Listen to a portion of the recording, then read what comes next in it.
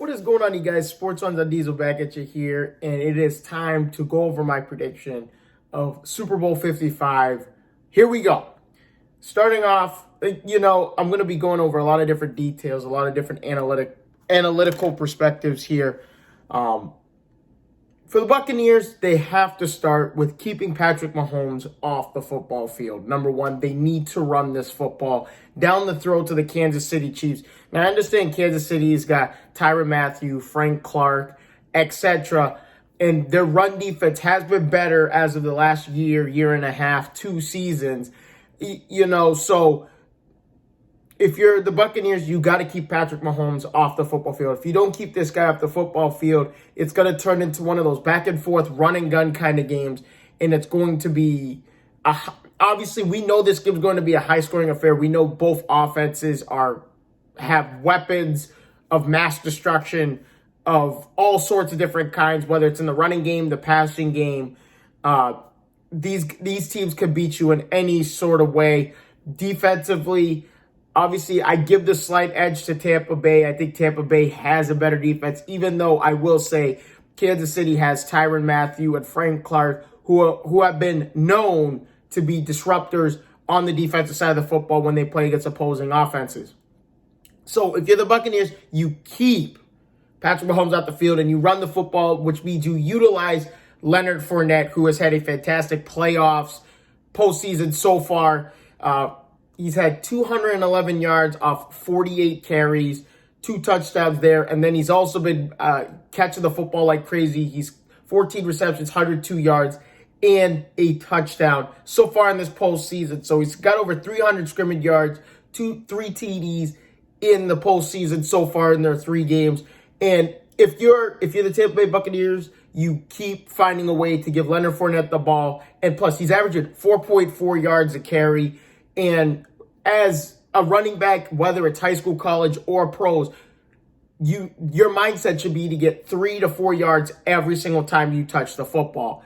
And that's what Leonard Fournette's doing, and he's averaging 7.5 yards per reception as well. So get the ball in the hands of him, and that'll somewhat sustain and keep Patrick Mahomes off the football field. Obviously, we know about the other weapons that Tom Brady has here.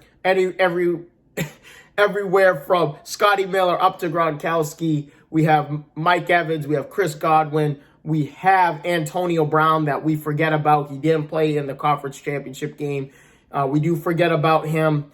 But matchup-wise offensively, it's going to be between Mike Evans, Chris Godwin against Kelsey and Hill. We know that that's going to be the offensive matchup. We know that they're not going to be playing each other one-on-one, but offensively, that's going to be those 4 guys are going to be the guys that Mahomes and Brady are going to look to the most in this game. And it's going to come down to who's going to be an X factor, who's going to be the guy on the defensive side of the ball to stop these players, and who's going to be the guy on the offensive side, whether you're the 3rd or 4th option like Scotty Miller, Antonio Brown, or Gronkowski, that is going to help Tom Brady move the ball down the field, or Leonard Fournette, like I just said earlier. So it comes down to that. Also, I mean, if you're the Tampa Bay defense, you have to take advantage of the 2 new guys that are in the offensive line, that are forced to be in the offensive line due to injuries and COVID-19. And this is huge. This is absolutely huge because now you got guys like Shaq Barrett and Jason Pierre-Paul. We forget about Ndamukong Suh, who's a great run stuffer. And honestly, Kansas City has not run the football a lot. They only have 237 total rushing yards on like 40 or 50 something attempts.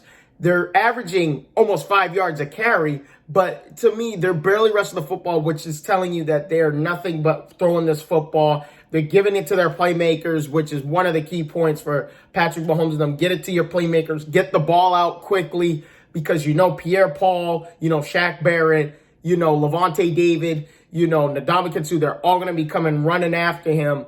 And that's where I think the difference is. That's why I give the slight edge to the Tampa Bay Buccaneers. Their secondary could be a little better, but Todd Bowles has got to have to play zone coverage. A big point that leads me up to my next point. Todd Bowles has to play zone coverage here against this. We all know what happened. We all know what happened in the Week 12 game between the Kansas City Chiefs and the Tampa Bay Buccaneers as Tyreek Hill goes for 13 catches, 269 yards, 3 touchdowns, an all-time game. All-time. One of the best all-time games that we will ever see in NFL history. And the only way you're going to do that is if you play zone coverage and you keep things in front of you and you don't let Tyreek Hill go deep. But all it takes is, there's a little bit of a kryptonite with zone coverage, because with zone coverage, you're kind of standing in, you're kind of holding an area down of your zone to keep players in front of you. And all it takes is for Tyreek Hill to see you're sleeping and looking at the quarterback's eyes and he could take off. And that's how Patrick Mahomes beat you. He beat you throwing the football, and you saw it countless times, especially in that first quarter against the Tampa Bay Buccaneers where he, threw to Tyreek Hill for over 200 yards. So, but like I said, Patrick Mahomes has got to get the ball out quickly because JPP, Shaq Barrett, and company are going to be running at him all night long, and they're going to force him out of the pocket. But let's be honest here. Patrick Mahomes is a guy that beats you inside the pocket and outside the pocket. He finds ways to get it's unexplainable how he finds ways to move the ball down the field, whether he's using his legs or he's just buying time and throwing up a prayer, and somehow, some way, Kelsey, Robinson, whoever is wide open down the field. And it's kind of frustrating for me to watch, because it's like, how do you not take this guy down? But Shaq Barrett and JPP and those guys are going to have to be all over him every single down of the game. And, that's how it goes. Patrick Mahomes, we know Patrick Mahomes is a playmaker already. Going into my next point, if he gets the ball in the hands of his playmakers and Tyreek Hill and Travis Kelce, this game's a wrap. I don't think Tampa Bay is going to beat them. But we did see in the second half of that Week 12 game between these two teams, Tampa Bay caught on late. Their defense adjusted. Tom Brady's offense and them adjusted. And they made it a ball game late. Unfortunately, there was just not enough time left on the clock. And that's why Kansas City did too much in the first half for them to make a comeback in the second half. They held them off just enough. So, like I said, zone coverage for Todd Bowles. If you're Patrick Mahomes, you have to keep the ball in the hands of your playmakers, or get it into the hands of your playmakers, and keep it trying to extend the play and find ways to get the ball down the field. Now, X factors in this ball game. Let's be honest here. It's going to be Clyde Edwards-Helaire and Darrell Williams. Darrell Williams has rushed for over 150 yards since Clyde Edwards-Helaire has barely run the football. Clyde Edwards-Helaire has only run the football 6 times, 7 yards and a touchdown in their AFC Championship matchup against the Buffalo Bills. That is all he's done.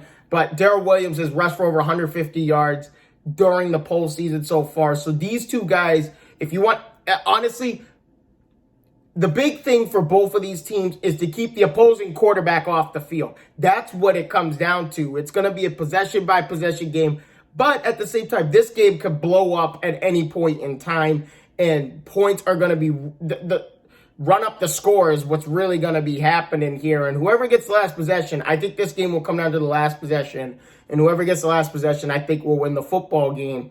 And that's what leads into my prediction. Tampa Bay winning this 35-32 in Super Bowl 55. Tom Brady gets number 7.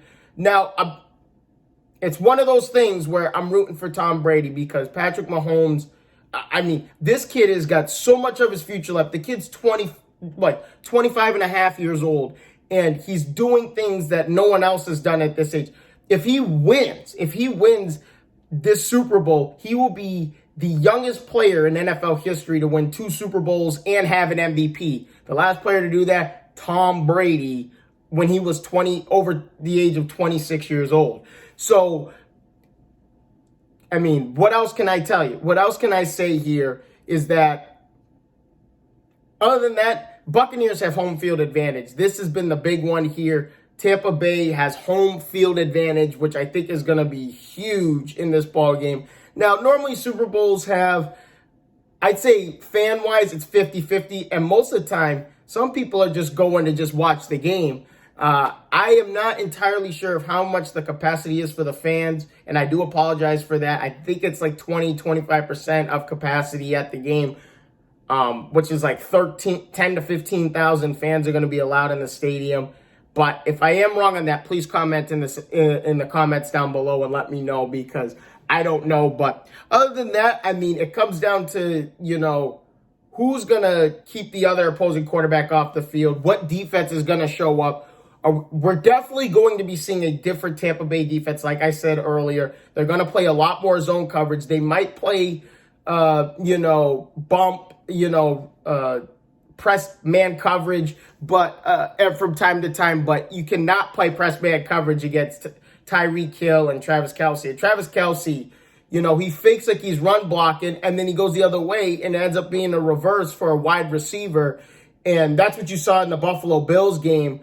Obviously, Peyton Manning kind of talked about it in one of his videos, in the detailed videos of the AFC Championship game, where Kelce was on the right-hand side. He moved to the left-hand side of the offensive line. He cut back right as the ball was snapped to make it look like he was going to go run block that way. Cut back the other way, and it led to like a 40-yard run play on a reversal. And, you feel bad for Buffalo. You feel bad for Aaron Rodgers in Green Bay, but here we go, Super Bowl 55. Those are my predictions. Thank you guys again so much for your time. If you haven't already, please leave a like and subscribe to the channel. If you haven't, please let me know on what you guys think and who is going to win Super Bowl 55. Once again, thank you so much. I will see you guys all in the next one. Deuces.